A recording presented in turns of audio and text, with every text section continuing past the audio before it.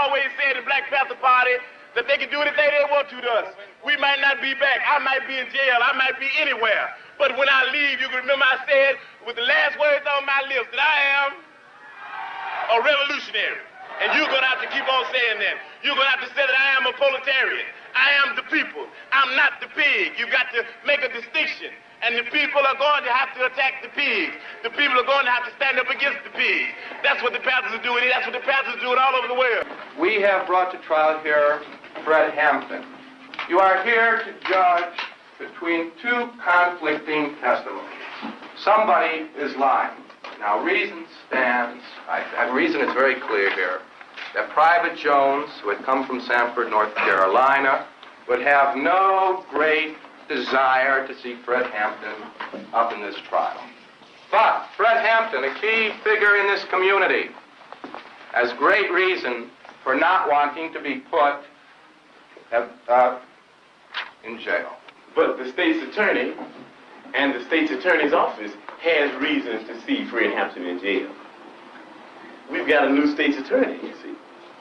And he said already what he thought about people that had different political beliefs than he has.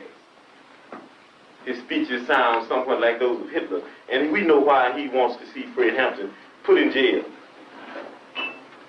Why do I have a lot of arrests? Because of harassment. Why is that harassment? Because the people that harass me have set up a problem that made me disagree with them violently, and they set up this problem in order to exploit me and other people like me. And why they want to get rid of me? Because I'm saying something that might wake up some other exploited people and some other oppressed people, and if all these people ever get together, then these pigs that are exploiting us, we'll be able to run them into the lake. That's why they want to get rid of us. And it's just, it's sort of like a primary thing with me. I'm the first move that they'll make. I'm a part of an organization that will be the first organization they'll move on, because I happen to be a part of an organization, the Black Panther Party, that is the only organization, in fact, that has came out and stood up loud and clear and said that we don't care what anybody says, whether they have guns or not, and badges or 18 uniforms. If whenever they step outside the bounds of legality into the bounds of illegality, then we'll blow their brains out if they're bothering the people. And what makes them mad about that? They're constantly bothering the people. Anybody that's out there for the protection of the people happens to be in direct conflict with them. What makes them mad about it? What makes them mad about it is that they have black people and white poor people and red poor people and Puerto Rican poor people and Latin American Puerto Rican people of poor people of all descents. They had them caught up in movements based on racism when the Black Panther Party stood up and said that we don't care what anybody says. We don't think you fight fire with fire best. We think you fight fire with water best. We're going to fight racism, not with racism, but we're going to fight with solidarity. We said we're not going to fight capitalism with black capitalism, but we're going to fight it with socialism. We stood up and said we're not going to fight reactionary pigs and reactionary state's attorneys like this and reactionary state's attorneys like Hanrahan with any other reactions on our part.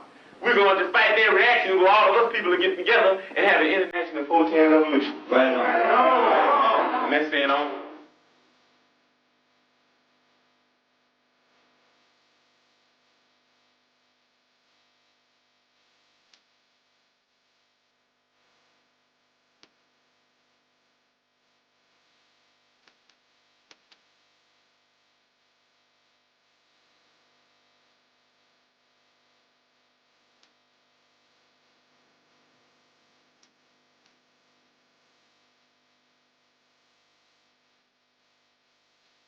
And you've heard the testimony of pigs here. You got pigs of all colors, you know that. You got pigs that are white, you got pigs that are black, you even got pigs that are black and white. Propagating the same type of madness that this buffoon Hanrahan would be propagating if he were here himself. And why? Because they want to keep you to believing that I'm your enemy, and that everybody else that's black and that wears a lot of hair on his head.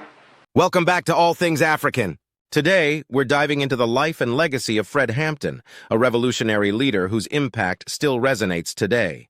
If you're new here, hit that subscribe button and the notification bell to stay updated on all things African. Let's get started! Fred Hampton was an American activist and revolutionary socialist who became a prominent figure in the Black Panther Party. Born on August 30th, 1948 in Chicago, Illinois, Hampton rose to prominence in his late teens and early 20s as the deputy chairman of the National Black Panther Party and chair of the Illinois chapter. Hampton's journey began in the Chicago suburbs, where he experienced racial injustice firsthand. He organized a student section of the NAACP in high school and later joined the Black Panther Party in 1968. Hampton quickly became known for his powerful oratory skills and his ability to unite diverse groups. One of Hampton's most significant achievements was founding the Rainbow Coalition, a multicultural political organization that included the Black Panthers, Young Patriots, and the Young Lords. This coalition aimed to end infighting among rival gangs and work towards social change. Hampton's activism caught the attention of the FBI, which identified him as a radical threat.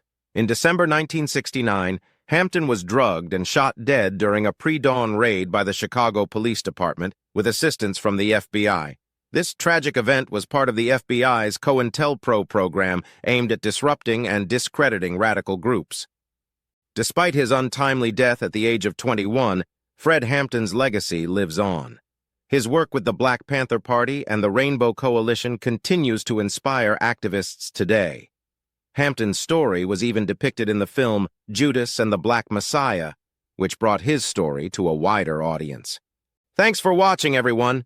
If you enjoyed this video, give it a thumbs up and share it with your friends.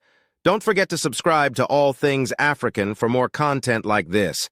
Until next time, stay curious and keep learning.